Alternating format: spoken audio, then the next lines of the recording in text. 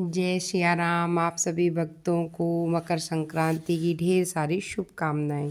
सभी त्योहार और व्रत की अलग अलग कथाएं होती हैं। चलिए आज मैं आपको मकर संक्रांति की कथा सुनाती हूँ। पुराणों के अनुसार सूर्य देव और उनके पुत्र शनि देव के संबंध अच्छे नहीं थे। इसके पीछे की वजह थी सूर्य देव का शनि की माता छाया के प्रति उनका खराब व्यवहार। दरअसल जब शनि देव का जन्म हुआ तो उनका काला रंग देखकर सूर्य देव क्रोधित हो गए और उनके जन्म के दौरान कहा था कि ऐसा पुत्र मेरा नहीं हो सकता। शनि के जन्म के बाद से ही सूर्य देव ने शनि देव और उनकी माता छाया को अलग कर दिया। यह दोनों जिस घर में रहते थे उसका नाम था कुंभ। जब छाया ने दिया सूर्य देव को श्राप। सूर्य देव के इस व्यवहार से उनकी पत्नी छाया बेहद क्रोधित हुई और उन्होंने सूर्य को कुष्ठ रोग होने का श्राप दे दिया। इस श्राप से क्रोधित होकर सूर्य देव ने छाया और शनि का घर जलाकर राख कर दिया। इसके बाद सूर्य देव की पहली पत्नी संज्ञा से हुए पुत्र यम ने सूर्य देव को छाया के श्राप से मुक्त कराया।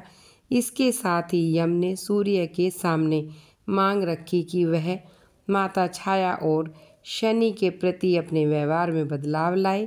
सूर्य को भी अपनी गलती का एहसास हुआ। वह पत्नी छाया और पुत्र शनि से मिलने उनके घर गए। जब सूर्य शनि के घर पहुंचे तो देखा कि वहां सब कुछ जलकर बर्बाद हो चुका था।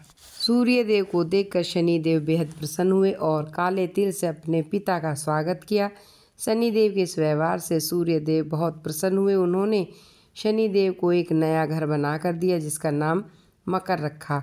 सूर्य के आशीर्वाद से शनि देव 2 राशियां कुंभ और मकर के स्वामी हो गए।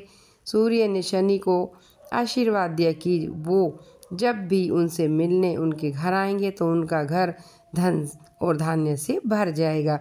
सूर्य ने कहा, मकर संक्रांति के मौके पर जो लोग भी मुझे काले तिल अर्पित करेंगे उनके जीवन में सुख समृद्धि आएगी। इसलिए मकर संक्रांति के मौके पर सूर्य देव की पूजा में काले तिल का इस्तेमाल करने से व्यक्ति के घर में धन धान्य की कोई कमी नहीं रहती।